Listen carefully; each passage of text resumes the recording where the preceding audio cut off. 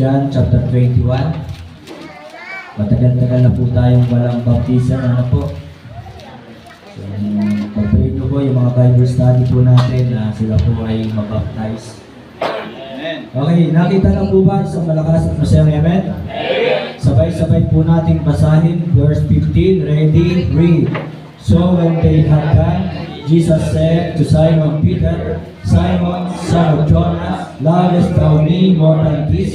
He said unto him, Yea, Lord, thou knowest that I love thee. He said unto him, Feed my lambs.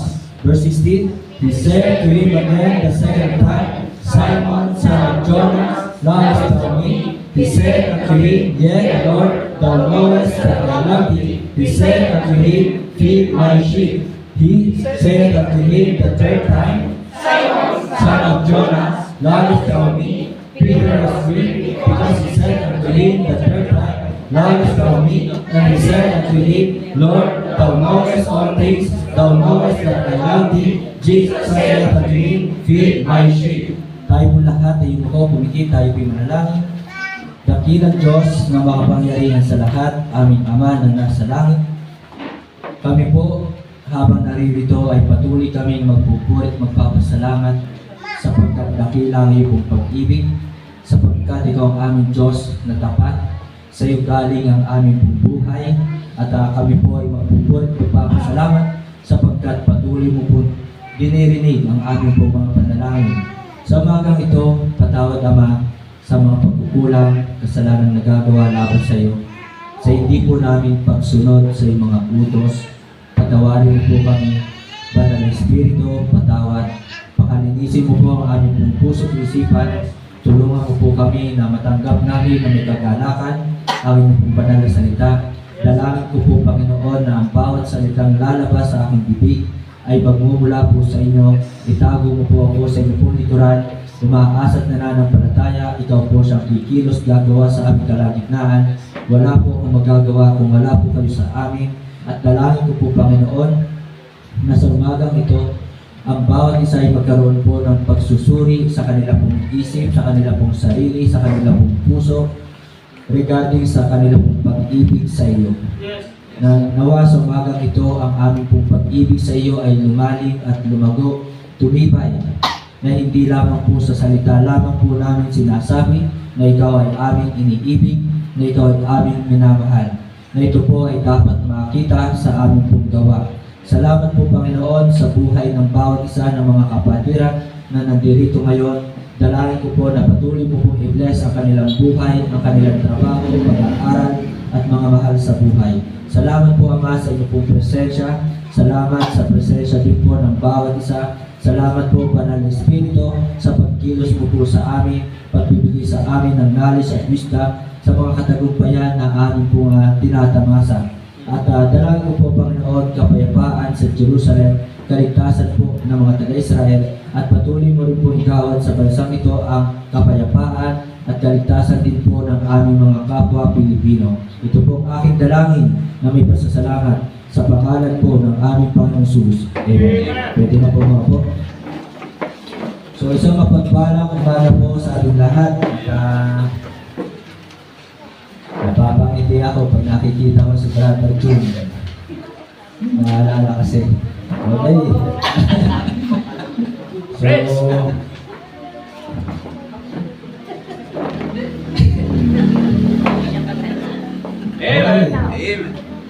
So verse 15, tingnan po natin ang ating pong Bible sa verse 15. So when they had done, Jesus said unto Simon Peter, Simon, son of Jonas, lovest thou me more than this? So dito po natin kinuha yung title ng mensahe ngayong umaga, Lovest thou me more than this? So mga kapatid, mga minamahal, maaaring yan po ay patanong kay Pedro. At si Pedro po ay 3 beses tinanong ng ating Panginoong Jesus na lovest thou me? So maaaring yan po ay patanong, pero ito po ay nagsasabi din sa atin na talagang nire-require sa atin, mahalin natin ang ating Diyos, ang ating pong Panginoong Jesus, na talagang hinahanap sa atin na siya po ay ating mahalin. Hindi lamang po hinahanap, kundi talagang ito po ay ipinag-utos sa atin Di ba? Ano ba ang sabi ng Matthew 22, verse 37? Ang sabi po ng Matthew 22, verse 37, sabi po dito, and Jesus said unto him, thou shalt love the Lord thy God with all thy soul, and with all thy mind, and with all thy heart. Tama ba? The Lord thy God with all thy heart, with all thy soul, and with all thy mind. Okay? Epekto po yan ang puyat. Okay? So, pagpasensya nyo na.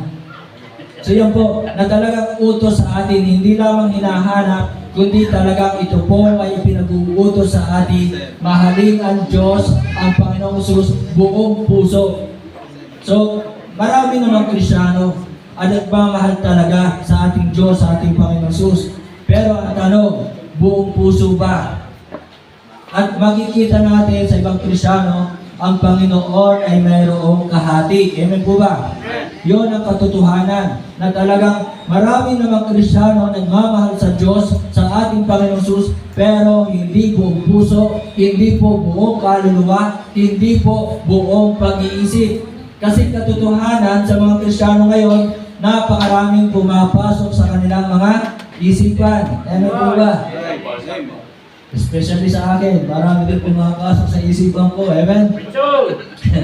So mga kapatid, mga minamahal, yan po ang nais ng Diyos sa atin. Thou shalt love the Lord thy God with all thy heart, with all thy soul, and with all thy mind. Amen? At ang utos pa sa atin po talaga ng ating Diyos, ng ating Panginoon, ang sabi po ng 1 John chapter 2, verse 15, sabi po dyan, love not the world, neither the things that are in the world. If any man love the world, the love of the Father is not in him. So mga kapatid, ngayong umaga, tayo po, katulad na sinabi na rin po minsan ni Brother Luis, di ba? I think sinabi din po ni Brother Marlon Matic Malaluan, di ba?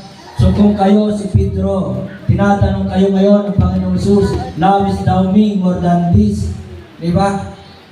So, tanungin natin ang ating sarili, mahal ba natin ang Diyos, ang Panginoong Jesus, more than this? Yun po ang sinabi po diyan ng ating Panginoong Jesus, more than this. Kaharap mo ngayon si Kristo, isipin mo nandiyan sa harap mo ngayon si Kristo, tinatanong ka ngayon, lovest thou me more than this? Ano ang ating isasagot? Ano ang iyong isasagot kay Kristo? Amen? Kasi talagang sa totoo lang, hindi naunawaan ng maraming Kristyano, ng maraming tao, ano ba ang pag-ibig? Diba? So sabi po ng Panginoon Jesus, lovest thou me more than this? Thou shalt love the Lord thy God with all thy heart. So yung salitang love, mga kapatid, ito po ay verb. Ito po ay action word. So yung po ay action word. So ibig sabihin ang love not based on your emotion, not based on your feelings. Amen? So, kaya makikita natin sa napakaraming Kristyano, kapag feeling ko, di ba? Feeling ko, mahal kong Panginoon, aatid ako ngayon. So, based on feelings. So, hindi talaga action word, hindi verb. So, mga kapatid, kung talaga tayo po ay nagmamahal sa Panginoon, mainit man o umuulan, tayo ay sasamba sa Panginoon. Amen? At kung malayo man, magagastusan man, tayo ay sasamba sa Panginoon. Kaya talagang ganun din kapag manliligaw di ba? Talagang gagastos. Gagastos talaga, kailangan talaga mag-sacrifice. Amen? Kahit malayo. So, yun. Aray ko. So yun po ang nagmamahal. Not based on emotion, not based on feelings. Katulad ni Brother Luis, from Tingloy to Zambales. Di ba?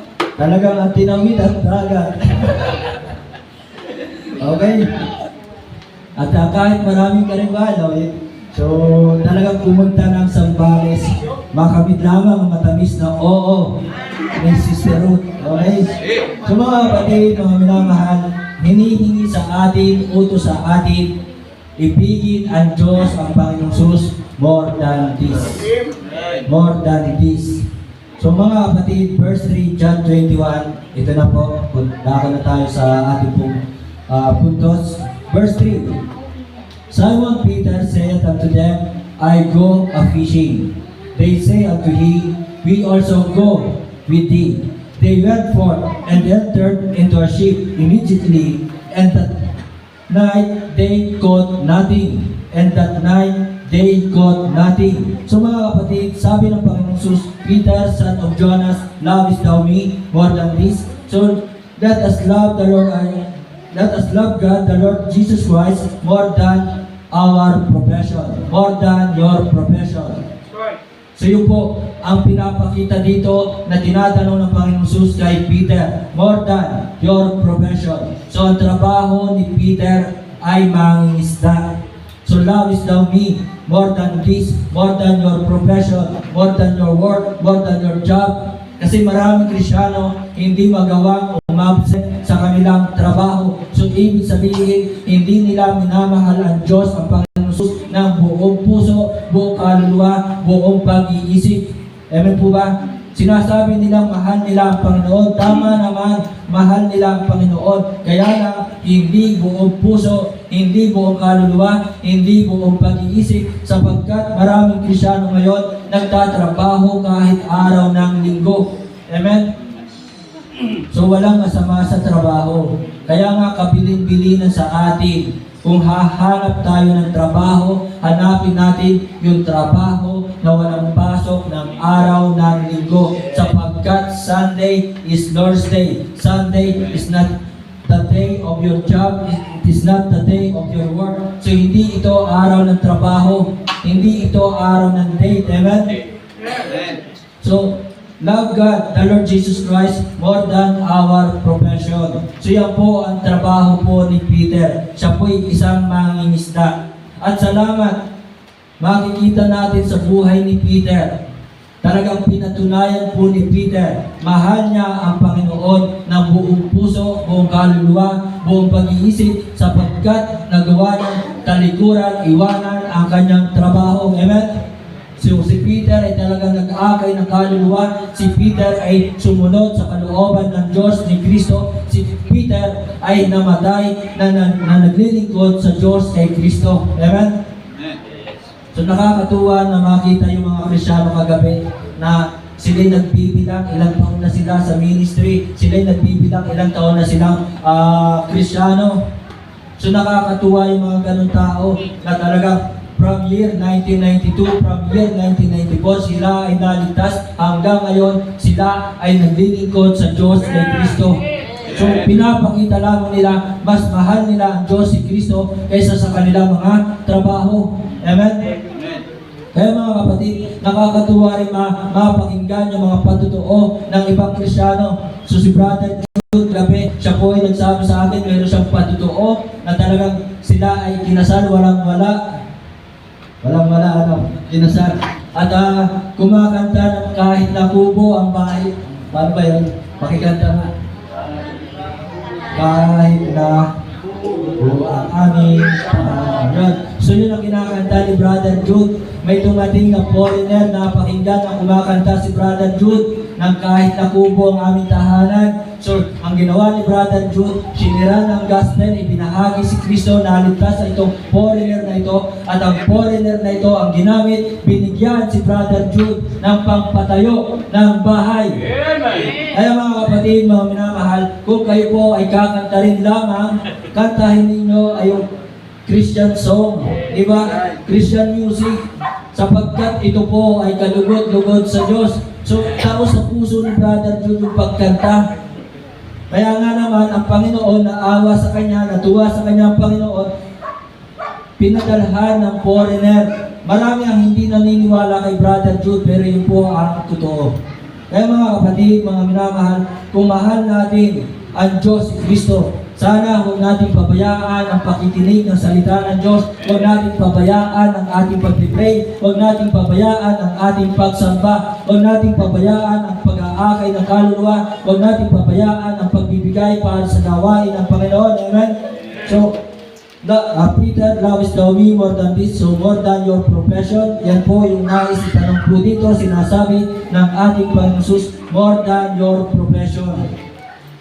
Ay marami ngayon, mga Kristiyano, na opera ni Satan ng malaking sweldo. So pinabayaan ang pagsamba. Talaga iniwan ang pagsamba. Ipinagpalit ang Diyos si Kristo sa isang napakalaking halaga. Pero yung mga halagang iyan, kung talagang tayo po ay nagmamahal kay Kristo sa Diyos, yan po ay talagang dudublihin pa, higit pa ang ibibigay ng Panginoon diyan. Amen? So mga kapatid, mga minamahal, isang patutuo lamang po. So alam naman natin, ang STL ay legal, di ba? So, kinwestiyon ko ang Diyos, Lord, bakit bawal tumaya sa STL? Legal naman So ginanong ko ang Panginoon, gumanong pa ako sa taas para mababali yung leeg ko. So, ngayon sumagot ang Panginoon, sinabi sa akin, higit pa dyan ang kayang ibigay sa iyo. Kaya simula nung tinalikuran ko pagtaya sa STN, ay hindi po ako na ospital, hindi ako nagkakasakit. Maaaring ngayon ay malat ang boses, pero ayos lang, hindi ko sumasakit ang aking ulo. Amen? At wala akong iginagamot po dito. So wala akong langis. Ibinigay ko na yung langis sa kapatiran na talagang nangangailangan. Ang aking ginagamot dito ay tubig na malamig at prayer na rin po. So, pero wala akong nararamdaman na iba na masakit ang ulo, wala. So mga kapatid, mga minamahal, ibigin natin ang Diyos si Kristo ng higit sa ating trabaho. Amen? Huwag nating tularan ng ibang tao na talagang dahil sa kanilang trabaho, hindi na makapanambahan. Dahil sa kanilang trabaho, napabayaan na ang prayer meeting. Dahil sa kanilang trabaho, napabayaan na ang gawain ng Diyos ni Kristo. So Peter, lovest thou me more than this. So let us love God, the Lord Jesus Christ, more than our profession. And then, verse 3 pa rin, mga kapatid, mga minamahal. Tingnan nyo po, ang verse 3, Simon Peter said unto them, I go a fishing. They say unto him, we also go with thee. So, tinatanong si Peter po dito ng ating Panginoon Jesus, lovest thou me more than this? So let us love God, the Lord Jesus Christ, more than our partner, more than your partner. Amen. Amen. So, alam nyo po, mapalad ang bawat isa sa inyo na may mga kapartner na talagang higit na iniibig ang Diyos si Kristo kaysa sa kapartner. Amen?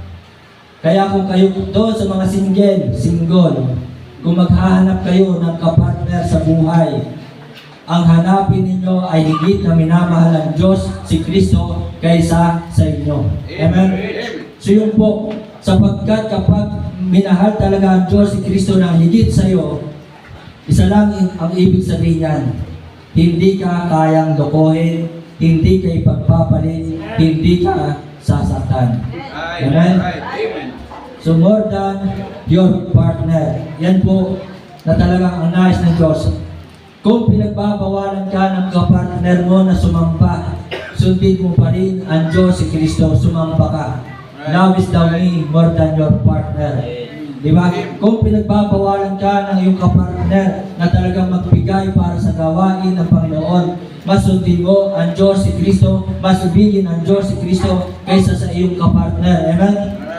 Kasi merong ganyan mga tao na talagang hindi naunawaan ang pag-ibig sa Diyos kay Kristo, hindi naunawaan ang gawain ng Diyos, na talagang merong mga Kristiyano na talagang Kristiyano na.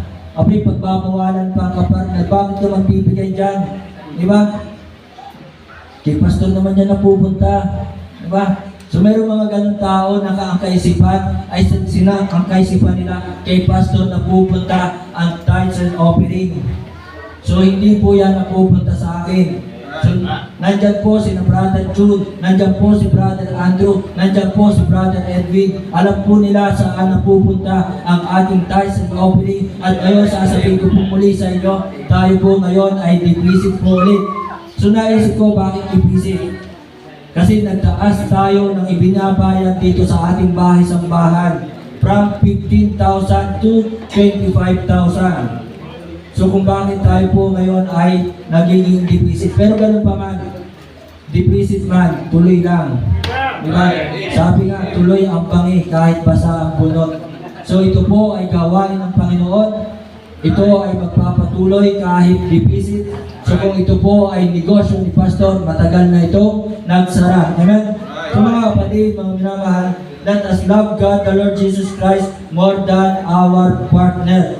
Ito po yung nais ng Diyos sa atin, more than your partner. Kung pinagbabawalan ka ng sumamba, pinagbabawalan kang umattend ng prayer meeting, pinagbabawalan kang magbigay, sundin si Kristo, sundin ang utos ng Diyos, patunay ng iyong pag-ibig sa Diyos na mahal mo ang Diyos kaysa sa iyong kapartner. Amen? Tingnan niyo po, Matthew 22, 37 to 39. Ano po sabi po dito? Sa Matthew 22, verse 37 to 39. Thou shalt love the Lord thy God with all thy heart. So talagang buong puso. Huwag nating pagkukulangin, huwag nating papawasan. With all thy soul, with all thy might. This is the first and great commandment. And the second is like unto it. Thou shalt love thy neighbor as thyself. So hindi sinabi na ibigin mo ang iyong kapwa, di ba, ng buong puso. Kundi sabi ng Panginoon ay as thyself. As thyself. Katulad na sa iyong sarili. So mga kapatid, hindi naman tayo pinagbawalang magmahal. Masarap nga sana, diba? Masarap talaga may nagmamahal. Diba? Kaya wala pa eh. Okay. So yan po, na talaga sabi po dyan, as thyself. Amen? And then tinan nyo po, si Job. Tinan natin ang ating Bible sa Job chapter 2, verse 9. Yan, si Job po isang patunay na talagang mahal ni Job ang Diyos si Kristo higit sa kanyang kapartner. Higit sa kanyang kapartner. Verse 9. Ano sabi po dito ng asawa ni Job? Then said his wife unto him, dost thou still retain thine integrity? Curse God and die. Ang pangalan ng asawa ni Job, Inday. Diba? So, Inday. So yan po ang sinabi ng asawa ni Job. Mananatili ka ba sa iyong Diyos na yan, sa iyong Panginoon? Iibigin mo pa rin ba ang iyong Panginoon? Sumpain mo na ang iyong Diyos at mamatay ka na. Pero ano sabi ni Job? Tingnan po natin sa chapter 13, verse 15. Tingnan po ninyo. Chapter 13, verse 15. Sabi po dito ni Job, though he slay me, yet will I trust in him, but I will maintain mine own ways before him. Amen? So yun po, na talagang dahil mahal ni Job ang Diyos si Kristo, higit sa kanyang asawa, na natili siyang tapat sa Panginoon, na natili siyang tapat na sumusunod sa kalooban ng Diyos. Though he slay me, yet will I trust in him, but I will maintain mine own ways before him. Kaya mga kapatid, mga minamahal, ang tunay na nagmamahal sa Diyos kay Kristo ay talagang iibigin ang Diyos si Kristo higit sa kanyang kapartner. Amen? Kasi minsan talaga mangyayari doon sa mga, kasi hindi naman tayo pare-pares dito, nakatulad ni Brother June, kasama dito ang kanyang asawa at anak, di ba? So talagang sila ay buo ang pamilya. Pero meron dito mga pamilya na hindi kasama ang asawa. So, darating ang araw, kayo'y pagbabawalan. Pero sana kahit kayo'y pagbawalan, ibigin natin ang Diyos si Kristo ng higit sa inyong mga kapartner. Amen? So yun po sinasabi po dito ng ating Panginoon Jesus. So si Peter, meron siyang mga kasamahang katrabaho. Minsan, sa buhay ng Kristyano, mas nasusunod ang mga kapartner sa trabaho. Minsan, sa buhay ng mga Kristyano, mas nasusunod yung kanilang mga kaibigan, ang kanilang mga barkada. Di ba? Mas nasusunod ang ibang tao kaysa sa Diyos. Amen? So let us love the Lord our God more than our partner. Maaari tayong natutulungan ng mga taong ito, pero ibigin natin ang lubos, buong puso, buong kaluluwa, buong pag-iisip ang Diyos si Kristo. Ang mga taong ito, mga kapatid, mga minamahal, sila po ay ginagamit ng Diyos. Instrumento sila para tayo ay tulungan. Instrumento sila para iparamdam, ipakita sa atin ang pag-ibig niya. Kaya higit nating mamahalin ang Diyos si Kristo kaysa sa mga tao ito. Amen? Kaya mga kapatid, mga minamahal, time will come, susubukin ang inyong pag-ibig sa Diyos. Susubukin po yan. Kung talagang kayo ba ay tunay na nagmamahal sa Diyos ng buong puso, buong kaluluwa, buong pag-iisip. O yan, si Brother Jason, hindi man kasama ang asawa, pero patuloy pa rin ang maatin dito. Amen? Amen. Kaya pares kaming single nito eh. Diba? So, mayroon pa dito mga ibang mga hindi kasama ang kapartner, pero nananatili pa rin umaaten. Amen?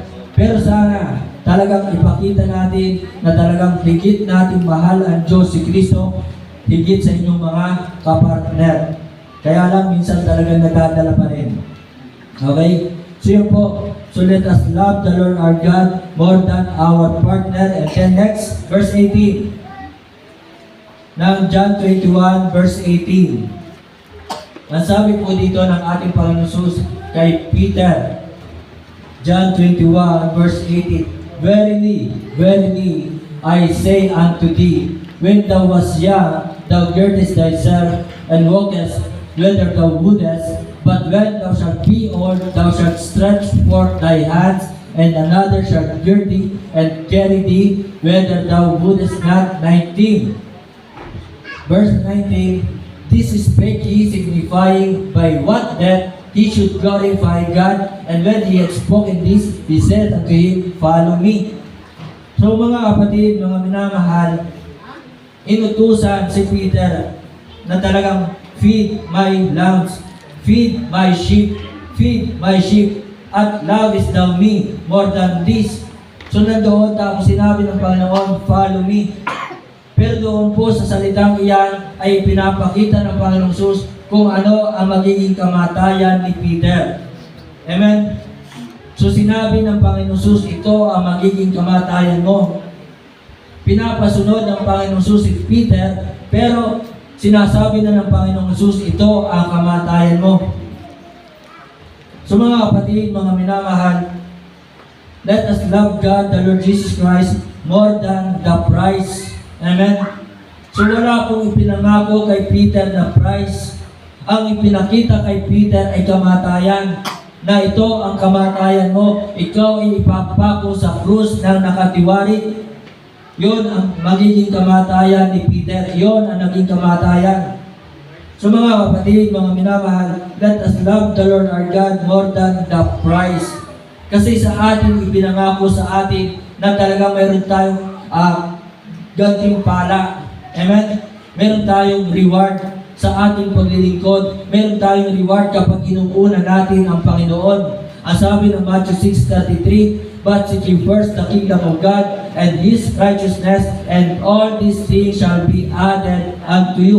Yan yung price natin. Yan yung reward natin. Pero sana, ang ating motibo kung bakit tayo narito ay dahil mahal natin ang Diyos si Kristo.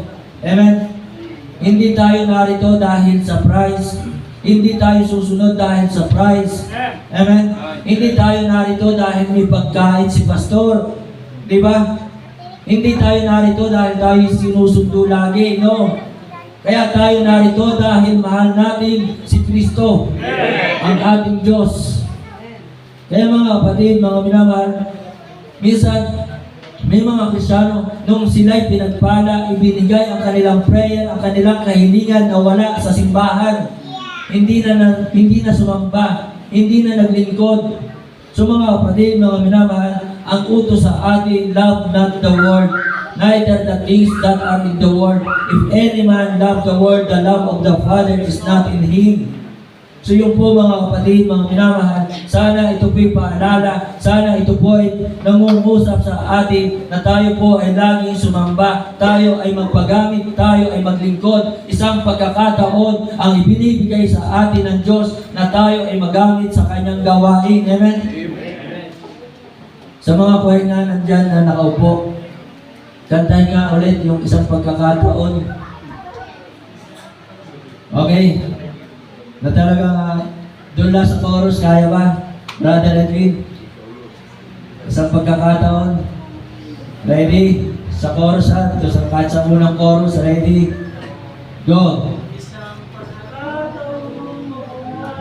Bakit di gawing makulay sa Panginoon ialay? Huwag nang maghintay. Hindi natin alam kung mayroon pang bukang liwayway.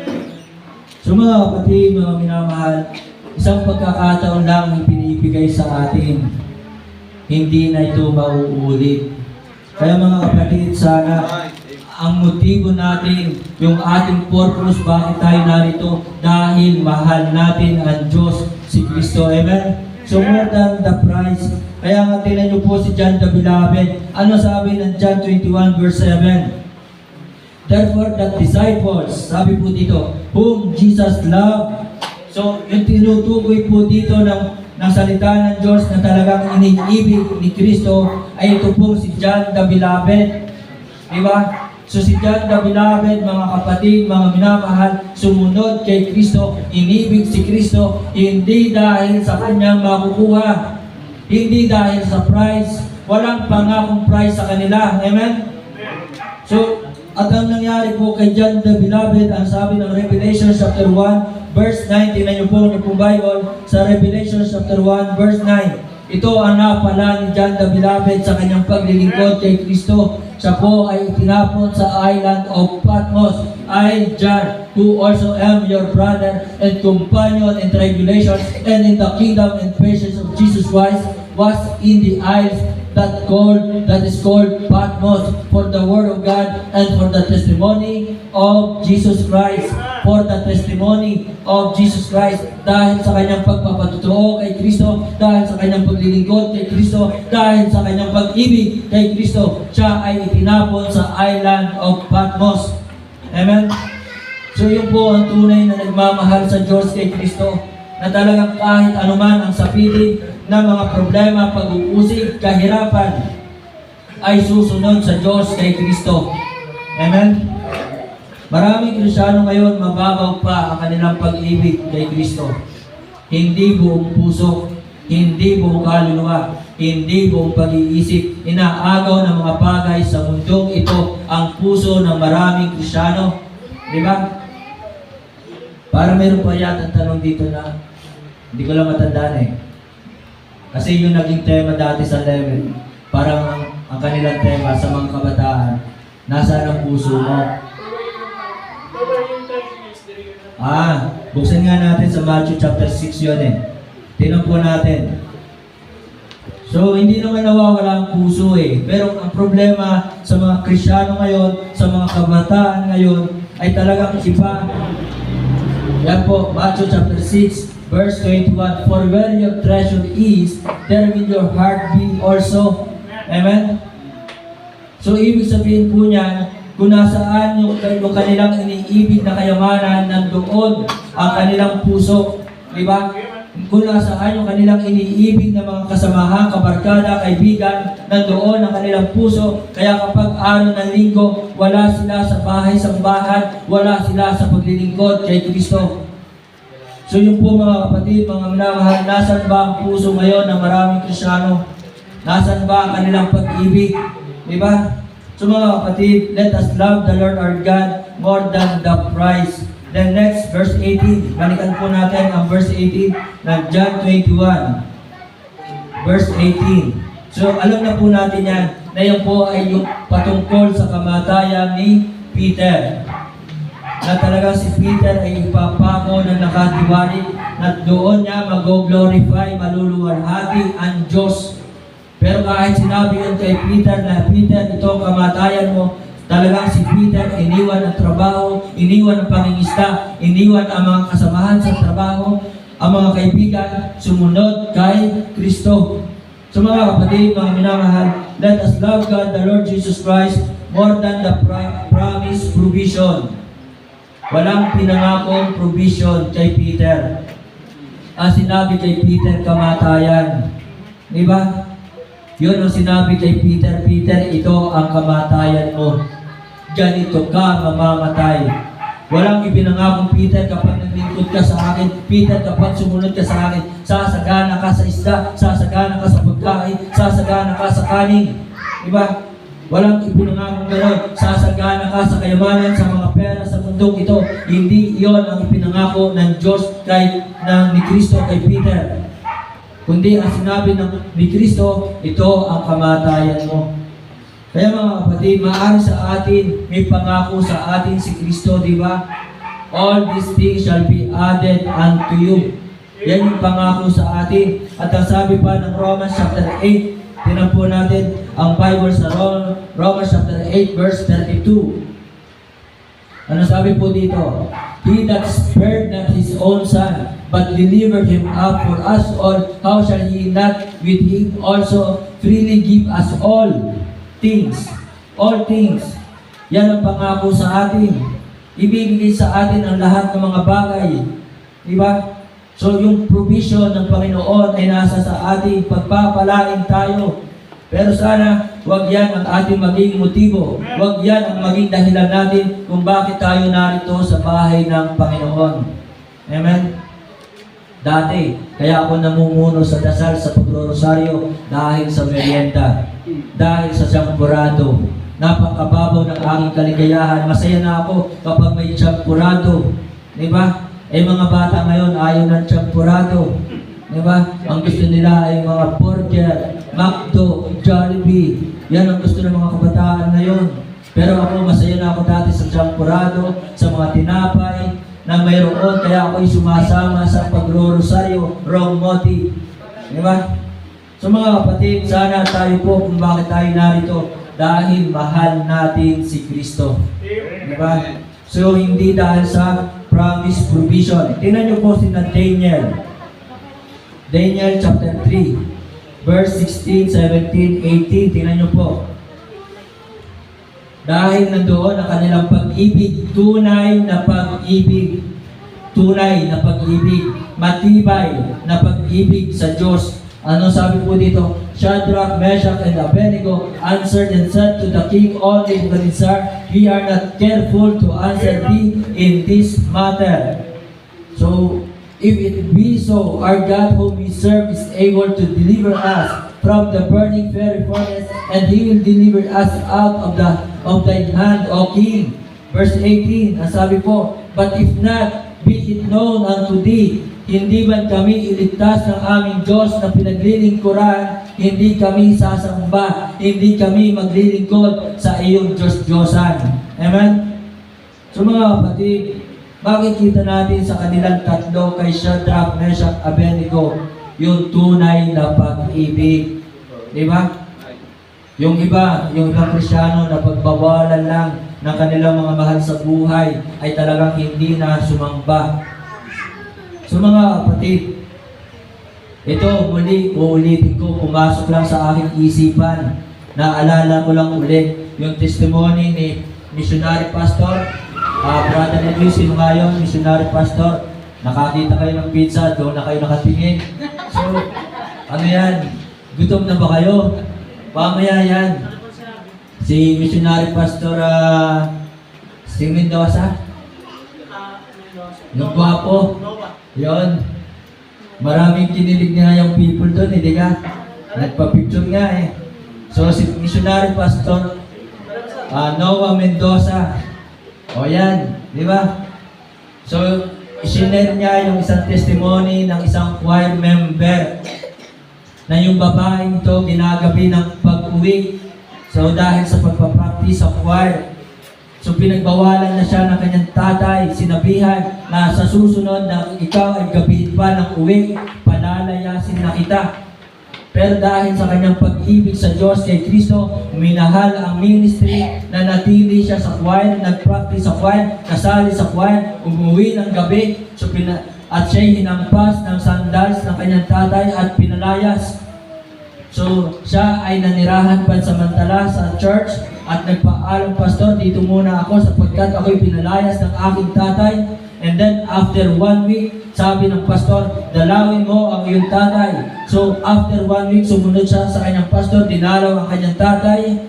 Di ba? Pagdating sa bahay ay umiiyak ang kanyang tatay at sinabi ng tatay na ito, "Anak, salamat, minahal mo ang iyong Diyos na higit sa akin." So, kaya kinabukasan, ano nangyari sa tatay na ito? Sumama sa pagsamba. Kaya mga kapatid, mga minamahal, let us love God, the Lord Jesus Christ, more than our partner or more than the people behind us, more than the price, more than the promise, provision, more than profession. So mga kapatid, yun po ang tunay na umiibig sa Diyos kay Kristo. More than the provision. So ang pangako sa atin talaga ay pagpapalain tayo. Buksan natin ang ating Bible sa James chapter 1 verse 25. James chapter 1 verse 25. Ano sabi dito?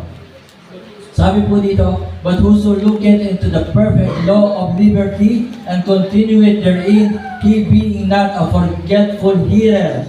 So kung tayo po ay hindi tayo makakalimutin, di ba, na nakikinig, but a doer of the work, so tayo ay tumutupad ng gawain ng Diyos ni Kristo, or tayo tumutupad ng kanyang mga salita, ng kanyang mga utos, this man shall be blessed in his deed. At taong ito'y pagpapalain sa kanyang ginagawa. So ganun pa man, uulitin ko, hindi yan ang dapat na maging motivation natin. So ang dapat na ating motivation ay yung ating pag-ibig sa Diyos kay Kristo. Kaya mga kapatid, let us love God more than the provision. More than the provision. Ako'y nagpapasalamat sa Panginoon. Wala akong trabaho nung ako po'y nagsuko ng buhay, talagang inalis lahat ng trabaho, lahat ng pinagkakakitaan. Pero salamat sa Panginoon, salamat sa kanyang provision, nakatapos bayaran ang motor, hulugan yung motor, at talagang kahit ang aking allowance dati, 1,000 pesos a week, nagbibigay ako ng aking tithes and offering. So magkano matitira doon sa 1,000 a week na yon? So babawasan ng 100 pesos, babawasan ng 50 pesos for offering. So matitira ay 850 pesos. Magbabayad ng motor, ng halaga ng motor. Ang monthly po ng motor ay nasa 2,000. So binata, hindi nagsasaing. Diba? Binata, magsasaing. So sinabi ko sa Panginoon, Panginoon, kung magbibigay ako ng aking tithes and offering, walang matitira sa akin. So sinabi ng Panginoon sa akin, fear not, huwag kang matakot. So kinabukasan linggo, ibinigay ko yung aking tithes and offering, and then Monday, nagbayad ako ng motor. Pagsilip ko sa aking wallet, ang laman lamang ng wallet ko ay 200 pesos. Pero dahil sa biyaya ng Panginoon, sabi ko sa Panginoon, tingnan mo Panginoon, 200 pesos, paano ako kakain nito? Yun ang sabi ko sa Panginoon. Pero sinampal ako ng Panginoon during that time. Doon sa isang buong linggo yun, sinampal ako. Bakit? Kasi sagana pa rin ako sa pagkain. Yung 200 pesos, 2 beses lamang yung nabawasan ng Dimson Panda. Sagana ako noon sa Dimson Panda, nakasurvive. Diba? Magkano lamang ang Dimson Panda? 35 pesos. So ibig sabihin, may natira pa sa akin 130 pesos. Tapos sinabi ko pa sa Panginoon, Panginoon, tingnan mo yung aking gasolina, empty na. Pero talagang mabuti ang Panginoon. God is good. So mayroong lumapit sa akin isang tao, kumamay sa akin, pagkamay sa akin, may nakaipit. Hindi ko muna tinignan kung magkano ang laman, kung magkano ibinigay sa akin. So nung nakalayo na siya, tinignan ko, abay na nila 500 pesos. Sabi ko, Panginoon, sobra pa ito sa aking panggasolina. So mga kapatid, mga minamahal, nararanasan ko po ngayon talaga deficit ng nakaraang taon, talagang almost talagang 1 year, di ba? Mahigit 1 taon deficit. So, ganun pa man, may provision man o wala, tuloy ang paglilingkod. So mga kapatid, mga minamahal, nagkakaroon tayo dito ng anniversary. First mission anniversary. Hindi ko tinitingnan ng member. Sapagkat talagang kung titingnan ko ang member ka, kaunti naman ang member at wala namang maayos na trabaho. Ang marami noon sa mga member ay mga kabataan na nag-aaral. Pero habang papalapit ang first mission anniversary, itong aking bulsa, tumataba. Kumakapal ang laman ng wallet. So ang Panginoon ay nagpapadala ng panggastos para sa kanyang anniversary ng kanyang gawain. Kaya mga kapatid, mga minamahal, tuloy lang po sa paglilingkod sa Diyos kay Kristo dahil mahal natin ang Diyos. So kung mahal natin, so sabi po diyan, tingnan nyo po, verse 15, ano sabi kay Peter? Feed my lambs. Verse 16, feed my sheep. And then verse 17, feed my sheep. So ano ba yung difference ng lambs and sheep? So yung lambs po, ito po yung young. Ito yung batang tupa. Sabihin na natin bagong panganak pa lamang. Bisiro. Yan po yung lambs. And then yung sheep, ito yung po sabihin na natin tumatanda na. So mga kapatid, mga minamahal, yan po yung utos kay Peter. Kaya mga kapatid, ipinapakita lamang po diyan kung nagtunay na mahal ni Peter si Kristo, feed my lambs. So it means kailangan ni Peter ng suffering. Kailangan talaga sa pagmamahal sa Diyos kay Kristo, we need to suffer, we need to sacrifice, we need to surrender our feelings. Kasi hindi tayo makakapaglingkod kung hanggang ngayon tayo magpapadala sa ating feelings, kung hanggang ngayon tayo susunod sa ating emotion na ating nararamdaman. Amen? Ay marami sa mga Kristiyano ngayon talaga na talagang immature pa, hindi pa nagmamature. So sila ay natitison at nagpapadala sa kanilang mga emotion. Amen? So mga kapatid, mga minamahal, yan po yung nais ng Diyos sa ating na talagang we need to suffer, sacrifice, and surrender our feelings. So maraming Kristiyano, bakit hindi natin? Ay pastor, kainit naman dyan. Ay pastor, nagugutom naman ako sa preaching mo. Ang haba mo naman mag-preach. Di ba? So we need to surrender our feelings. So baliwalain muna natin yan, yung ating mga nararamdaman. Kung talagang iniibig natin, mahal natin si Kristo. Surrender your feelings. Sapagkat si Kristo, tiniis ang hirap. Si Kristo, binaliwala ang kanyang naramdaman. Binaliwala yung pangungutya sa kanya. Binaliwala ang koronang tinik. Binaliwala ni Kristo ang mga latay sa kanyang katawan. Amen? Binaliwala ni Kristo yung gutom. Ilang oras na kanyang pinasa ng krus. Ilang oras na siya nakapako sa krus.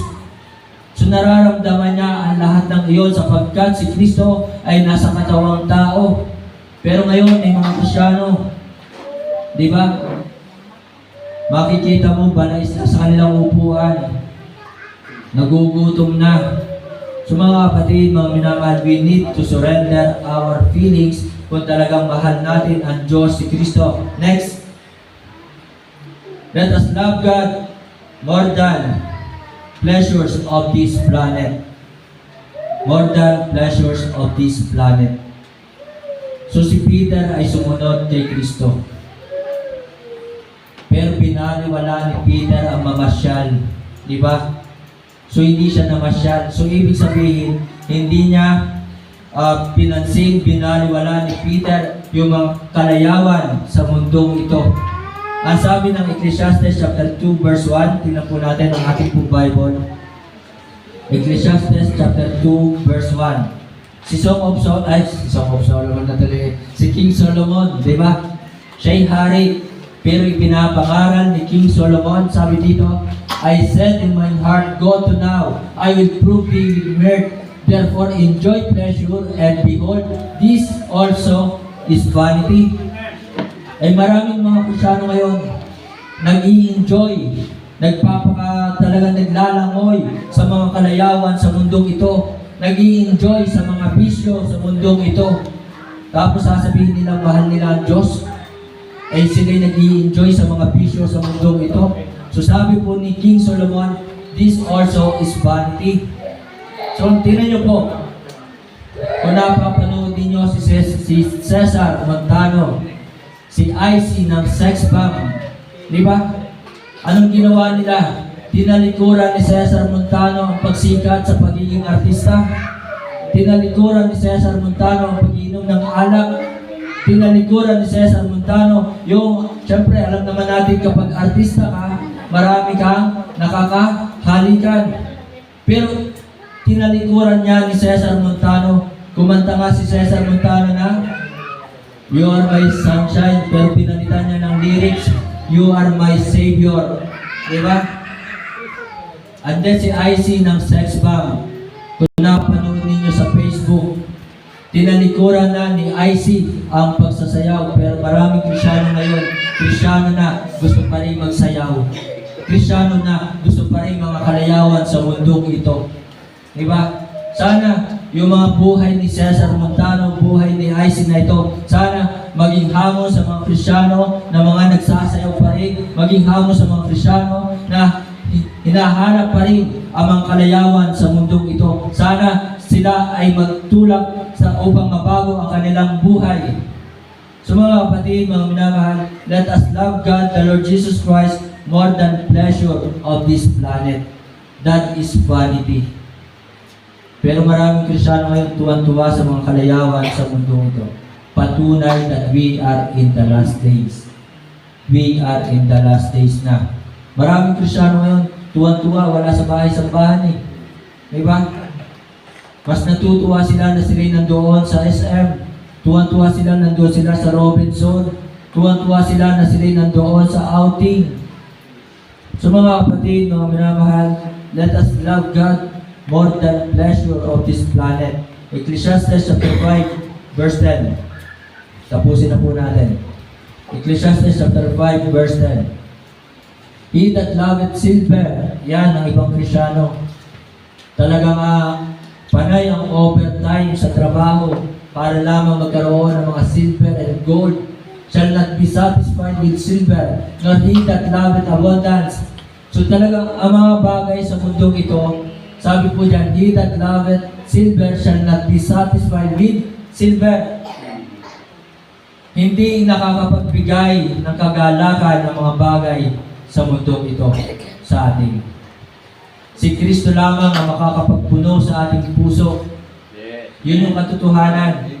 Kung naghahanap ka ng kagalakan, hanapin mo kay Kristo. Hindi sa mga ginto sa mundong ito, hindi sa mga pilak sa mundong ito, hindi sa mga bagay sa mundong ito. So sabi po dyan, shall not be satisfied with silver, nor he that loveth abundance with increase. This is also vanity. Kaya mga kapatid, mga minamahal, let us love God more than pleasures of this planet. And then the last, let us love God more than prominence. Let us love God more than prominence. So mga kapatid, si Kristo ang dapat sumikat. Si Kristo ang dapat may taas. So, kung maganda ang boses mo, ipagamit mo kay Kristo. Di ba? Maganda ang boses mo, huwag mo ipagamit sa sanglibutang ito. Huwag mo naising sumikat. Huwag mo naising ikaw i-materialize. Di ba? Merong sumisikat sa amin ngayon sa Agoncillo, magaling kumanta. Pero sana kung talagang Kristyano ka, mahal mo si Kristo, ipagamit mo yung boses kay Kristo. Sa pag-awit ng mga awiting maka-Diyos. Amen? So yan nga si Cesar Montano. Ang galing pang mag-gitara ni Cesar Montano. Di ba? Pero ipinapagamit niya ang talento niya kay Kristo. Kinanta yung You Are My Savior. Sino ba nakakaalam yun? Pagaw na ako eh. Kayo na lang kumanta. You are my Savior, my only Savior. Yun yan eh. Diba? You make me sinless, my perfect God. Diba? So yun po mga kapatid na talagang tinalikuran na ni Cesar at ni IC ang pagsikat. Diba? At ang nakikita ngayon sa kanila ay kung paano silang binago ni Kristo ng salita ng Diyos. Kaya lang nakakalungkot sa ating panahon ngayon. Talagang maraming Kristyano panay pa rin ang sayaw. Bakit? May TikTok eh. May TikTok. Makikilala ba dyan si Kristo? Hindi naman eh. So walang mensahe ang sayaw. Pero yung mga awiti, ito po ay napakaganda ng mga mensahe. Katulad na lamang ng inawit ng choir kanina, isang pagkakataon. Di ba? So, Sana yung buhay na ipinahiram sa atin talaga magamit kay Kristo. Ecclesiastes chapter 2, verse 11, tingnan po natin. Tapos na po tayo. Ecclesiastes chapter 2, verse 11. Sabi po dito sa verse 11, Then I look on all the works that my hands had wrought, and on the labor that I had labored to do. Sabi po ni King Solomon, diba? So pinagmasdan ni King Solomon ang lahat ng kanyang mga ginawa ng kanyang kamay. Pinagmasdan ni King Solomon yung kanyang kaharian, ang kanyang palasyo. Diba? So pinagmasdan po. And then sabi po dito, And behold, all was vanity and vexation of spirit, and there was no profit under the sun. So mga kapatid, mga minamahal, si King Solomon ay naging bantog, kinilala na napakaraming tao, na napakaraming bansa. Pero yung pagsikat, sinasabi ni King Solomon, ito ay vanity. At ang sabi po ng John 3:30, He must increase, but I must decrease. So sinabi po ni John the Baptist, He must increase, but I must decrease. Si Kristo ang dapat makilala. Si Kristo ang dapat nating itaas. Hindi yung ating sarili, hindi yung ating galing. Sapagkat si Kristo, galing sa Diyos kay Kristo ang buhay na ito. So mga kapatid, mga minamahal, sana kung tayo po mag-Facebook, pulutin natin kung ano yung maganda. Diba? So, sana i-share natin yung mga buhay ng ibang tao na napagod din. Amen? Pero makikita ko sa ibang Kristyano, ano yung sinishare nila. Nalulungkot ako eh.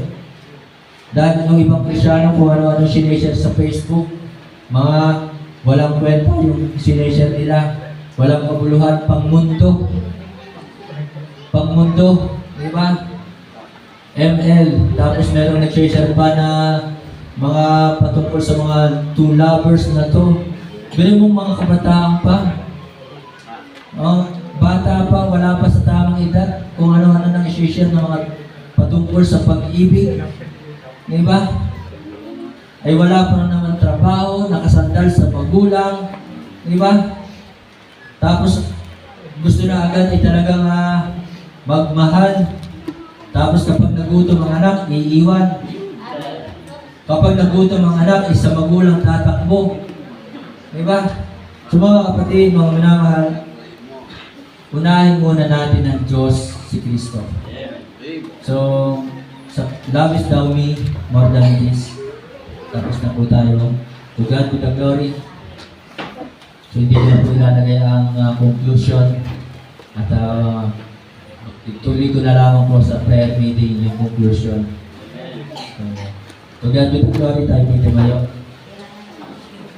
Tayo po yung muko, pumikit, tayo po yung manalangin. Ang maraming Diyos sa langit, muli salamat po sa inyo pong pag-ibig sa amin. Hindi kami karapat-dapat. Ganun pa man kami po ay inyo pong inibig sa kabila ng aming mga kasalanan, pagkukulang, nananatili ang iyong pong pag-ibig sa amin. Nawag maging ganun din po kami sa inyo. Na kung talagang ito ay aming pong iniibig ng buong puso, nawag mula ngayon makita sa amin na hindi na kami liliban sa pagsamba. Hindi namin pababayaan ang pagsamba. Hindi namin pababayaan ang pakikinig ng iyong banal na salita. Hindi namin pababayaan ang pag-aaral ng iyong banal na salita. Hindi namin pababayaan ang pananalangin. Hindi namin pababayaan ang pagbibigay. Hindi namin pababayaan ang pag-aakay ng kaluluwa. Salamat po, Ama, na kami po ay nahamon. Tunay na matinding sakripisyo ang ginawa ng aming pong Panginoong Jesus. Dalangin ko po, Panginoon, sa umagang ito. Kami po ay naririto ngayon ay patuloy na masumpungan sa iyong bahay-sambahan, patuloy na masumpungan na naglilingkod sa iyo hanggang sa pagbabalik po ng aming pong Panginoong Jesus. Tunay na malapit na ang kanya pong pagbabalik. At maiksi din lamang po ang aming pong buhay. Maiksi lamang ang aming lalagi sa mundong ito. Kaya dalangin ko po, Panginoon, huwag na namin sayangin pa ang pagkakataon na ibinigay mo po sa amin. Na sana habang naririto kami, patuloy ka namin paglingkuran. Salamat po, Panginoon, sa iyong banal na salita. Salamat sa iyong pag-ibig. Salamat sa mga pagpapala. Ito po ang aking dalangin sa pangalan po ng aming Panginoon Jesus. Amen.